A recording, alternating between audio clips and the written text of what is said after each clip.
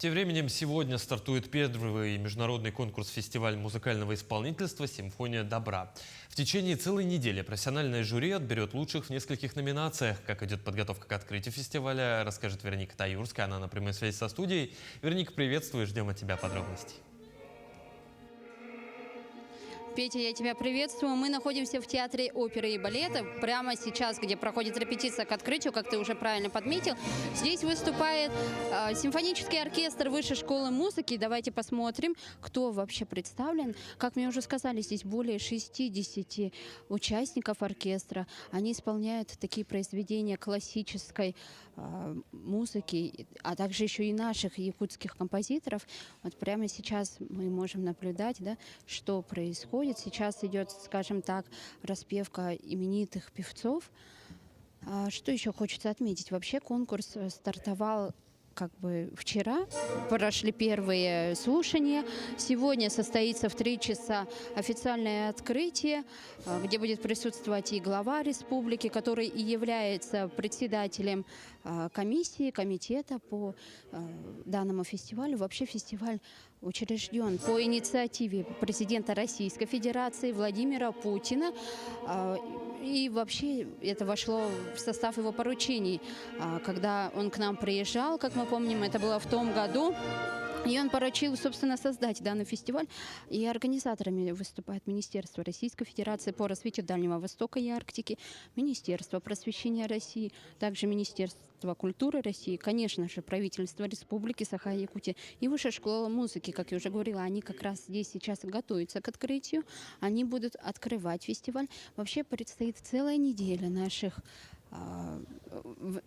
скажем так, наших музыкантов. То есть что показать, есть кому показать. Приехали большое количество участников из Казахстана, Узбекистана, Китая, Монголии. Мы уже поговорили с некоторыми из них. Хочется еще непосредственно поговорить и с одним из участников. Давайте мы сейчас пройдем. А пока хочется рассказать, что будет 18 номинаций, 6 направлений. То есть довольно-таки такой большой объем.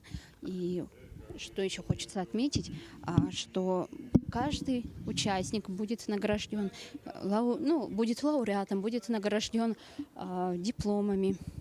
По итогам будет сформирован непосредственно дальневосточный первый молодежный оркестр, который, собственно, и будет представлять весь наш дальневосточный округ. И вот мы сейчас подошли к одному из участников, а именно к Ефрему Федосеенко. Давайте его отвлекем. Ефрем, здравствуйте. Здравствуйте. Ага, у нас прямой эфир. Пожалуйста, расскажите, на чем вы играете? Я играю на ударных инструментах. Что вы уже исполнили сегодня? Сегодня я пока еще ничего не исполнил, не удалось. Но еще сыграю на тамбурине в оркестре и на колокольчиках. И, пожалуйста, расскажите вообще немножко про фестиваль, потому что был отборочный этап, и вы являетесь участником не в составе оркестра, а как сольный исполнитель, я так понимаю. Да, я участвую в конкурсе как сольный исполнитель. Отборочный этап проходил с февраля по май. Он проходил в учебных заведениях у нас внутри. Были прослушивания, после которых я прошел во второй этап, соответственно. Вот подготовка, да, о подготовке нужно рассказать к конкурсу. Подготовка была долгой, большой. Конечно, это каждодневные занятия. Вот, были и трудности, потому что приходилось совмещать и с работой, и с учебой. Но вот мы сейчас здесь. Завтра играем первый тур. Что выбрали? Что выбрали для первого тура? В первом туре я буду исполнять Пола Крестона, концертина для маримбы, первую часть, каденцию Живковича для пятилитавр и соло для маримбы Живковича, тоже Иляш называется. Это первый тур. А во втором туре уже определились, что будете играть? Да, во втором туре у меня будет интродукция и первая часть Пабло Сарасаты для скрипки «Фантазия Кармен», но в приложении для ксилофона. Буду на ксилофоне играть. Потом будет блюз для Гилберта, это соло для вибрафона Марка Глентворта. И Ас Вентура, соло для малого барабана Алексея Герасимеца. Все, Меня там большое, уже зовут. да, большое спасибо, что уделили нам время. Пожелаем вам удачи. А теперь давайте поговорим непосредственно с одним из организаторов, который и помогает нашим участникам. Да? Это Светлана Вдовенко, проректор Высшей школы музыки. Она же и ответственный, как я уже сказала, за данный фестиваль. Она нам расскажет, сколько участников всего приехало и непосредственно, что планируется в дальнейшем. Как мы уже отмечали, планируется создание нового оркестра. Давайте сейчас мы с ней об этом подробнее поговорим. Светлана Владимировна, здравствуйте еще раз. Ага. Пожалуйста, расскажите, что происходит, сколько участников у нас заявлено. Ну, сейчас происходит репетиция как раз концерта открытия конкурса, первого международного конкурса «Симфония добра». И заявлено участников свыше 250 человек для участия в конкурсе. И расскажите, уже были первые репетиции с нашими приглашенными гостями? Да, конечно, репетиции уже прошли. Основные репетиции основных номеров уже прошли с приглашенными гостями. Вот сейчас как раз репетируем с солистом Мариинской сцены номера, которые он исполняет на концерте. Ну и сейчас дирижер, именно наш якутский дирижер Павел Васьковский. Да, действительно, на сцене сейчас дирижирует оркестром. Павел Андреевич Васьковский является дирижером симфонического оркестра Высшей школы музыки и художественным руководителем симфонического оркестра театра оперы и балета имени Суаруна Малона.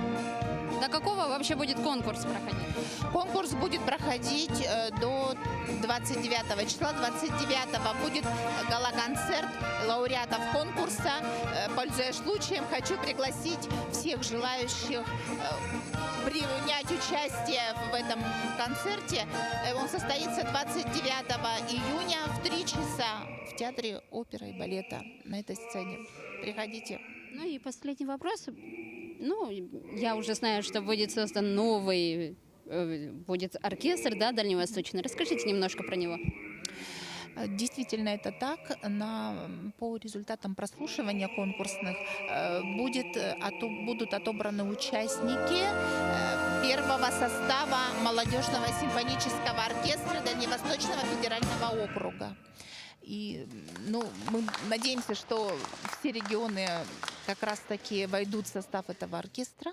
И первое выступление первого состава симфонического оркестра молодежного вы услышите на гала-концерте 29 июня. Большое спасибо. Давайте немножко мы задержимся на сцене, посмотрим, что происходит. А происходит здесь, я бы так сказала, сказка, магия, музыки, настоящий праздник. Вот сейчас обсуждаются организационные моменты. Конечно, без них никуда. Вот давайте немножко послушаем наставления нашего дирижера.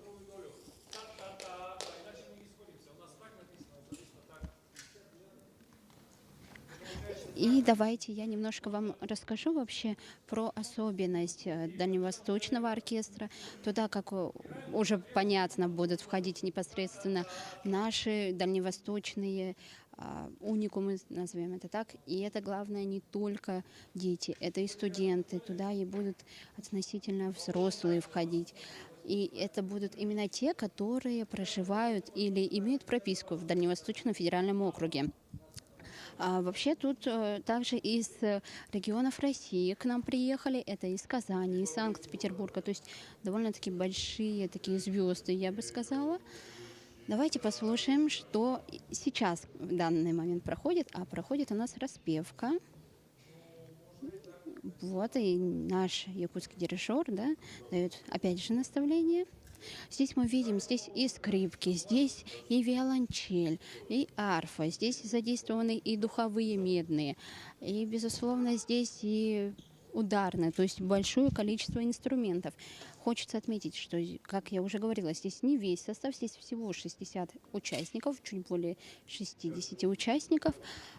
Вообще в нашем якутском оркестре свыше 70 участников, и часть из них будет принимать участие в конкурсе фестиваля «Симфония добра». Отмечу, что это первый конкурс, он будет проходить раз в 2 года, и в планах у организаторов сделать этот фестиваль переходящим, то есть он будет не только в Якутии, но и в других регионах России. Скорее всего, это будут дальневосточные регионы.